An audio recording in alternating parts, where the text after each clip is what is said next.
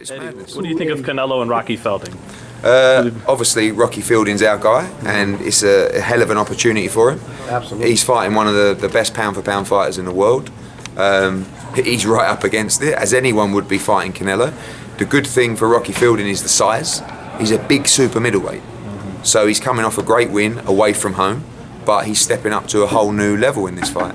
I think that it's a good fight for Canelo because obviously he's had a couple of back-to-back wars and he wants to move up in weight and do something a little bit different, which is trying to win a world title.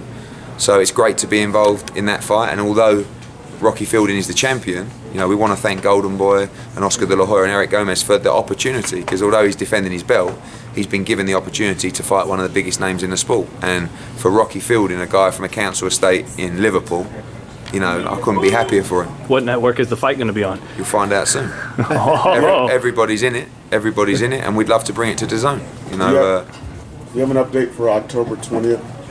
So Billy Joe Saunders will have a hearing with the Massachusetts Commission on Tuesday to determine whether he will be licensed for the fight. The WBO have already confirmed numerous times that if he's not licensed by the commission, he'll be stripped of his title.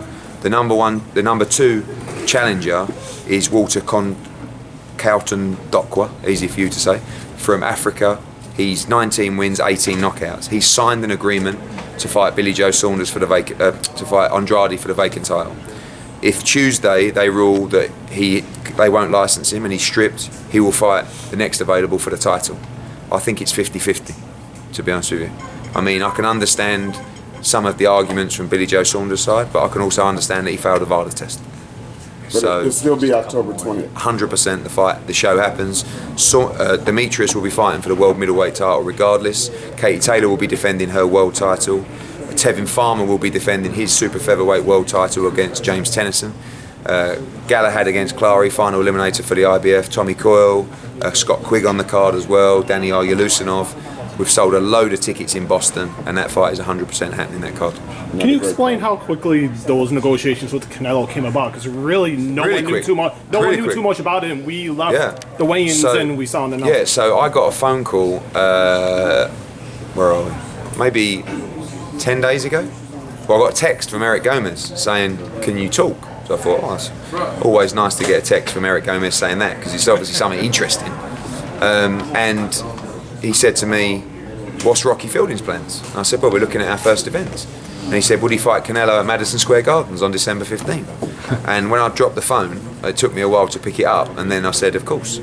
And we negotiated very quickly. You can't, it's always your job to get the max for your fighter, but you can't be too greedy in that instant, because it's easy for them to turn around and go elsewhere. So we spoke to Rocky Fielding, we spoke to MTK, we came up with a package that we wanted, and you know, we got it. And you know, again, it's like a dream come true for Rocky Fielding. How's your guy win the fight, Eddie? I'm okay. He wins the fight by trying to use his size. He can punch very hard. He's got a lot of confidence, but he's fighting the best pound-for-pound fighter in the world. So he's a massive outsider. But I promise you, knowing Rocky Fielding, he won't quit. He'll stand his ground, and he'll try every second of the fight to try and beat Canelo. And last one for me, Eddie. What did you think of HBO closing the store? Obviously, it's actually good news for DAZN, probably. Not really. But not really. Okay. Not really, because I'm not. But they're 45 years and everything. Yeah, I mean, look, there's a lot of bitter people in boxing because it makes you bitter, right?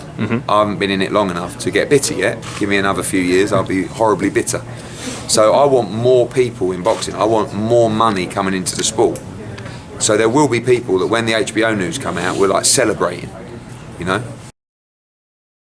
But for me, when there's a brand like that so synonymous with the sport of boxing, having HBO in boxing is good for boxing. It's undeniable. So it's a sad day.